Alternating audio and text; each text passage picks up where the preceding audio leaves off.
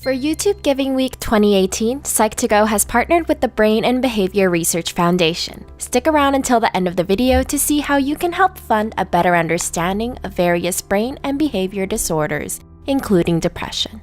Millions of people all around us are struggling with a type of depression that is almost completely invisible. It's called high-functioning depression, or HFD. These people might be lawyers, doctors, or CEOs. You might even be one of them. HFD is hard to spot, but there are a few signs you can look out for. 1. Those with HFD might actually be more intelligent. New research has shown a link between HFD and increased intelligence. According to a study, overdeveloped intelligence might be linked with dangers and losses that punctuate our lives. Somehow, it makes a lot of sense that geniuses tend to struggle with depression. 2. Those with high-functioning depression might be perfectionists. Professor Stephen Huprick of psychology revealed in a recent article that if he was dealing with someone with HFD, he'd probably hear something about being kind of perfectionistic. It's almost as if those with HFD battle their issues by focusing and improving on every little detail. 3. Those with HFD might have a family history of depression. In a recent study, it was found that depressed children and adolescents with high potential often had a family history of depression and bipolar disorder. What this means is that if you're a high achiever and you're suffering from depression, it might just be genetic and something you can't control. 4. Those who have HFD often try to endure it without getting help. Healthcare professionals know that HFD can be very hard to diagnose. This is simply because most of the time, people try to endure it without getting help. High-functioning people might be in denial, or they might not want to let their depression get in the way of their busy lives. 5. HFD can gradually build up, getting worse and worse over time. Doctors who have dealt with HFD note that it can really sneak up on people. It slowly but surely gets worse, and the symptoms might grow in intensity without people noticing. Some doctors have described it as a slowly increasing temperature. Before you know it, you're getting fried. 6. Those with HFD don't engage in normal hobbies and activities. Professor of Psychiatry Michael Thays states that in regards to HFD, you may notice that there is a hole in this person's extracurricular life.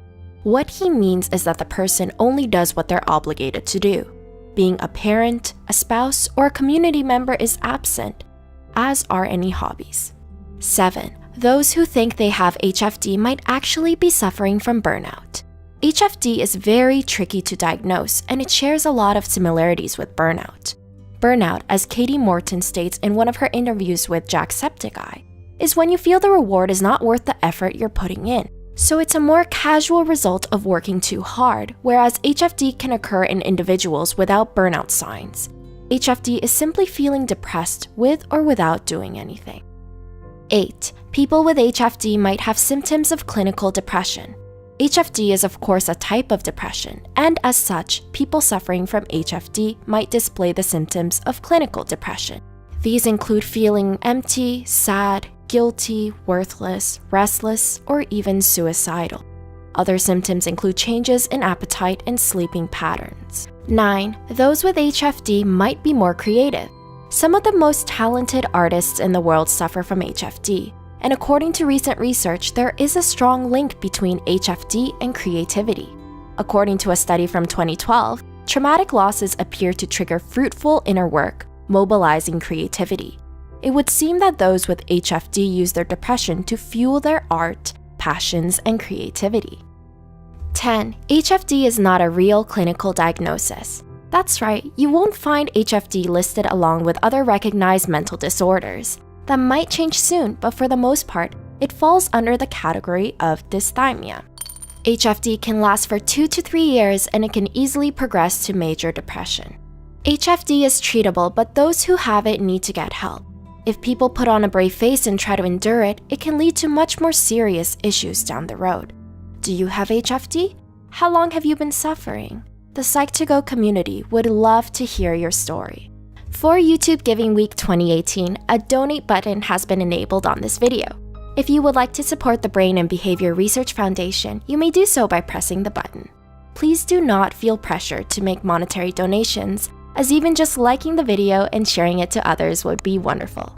100% of every dollar donated for research is invested in the research grants, which funds the most innovative ideas in neuroscience and psychiatry to better understand the causes and develop new ways to treat brain and behavior disorders.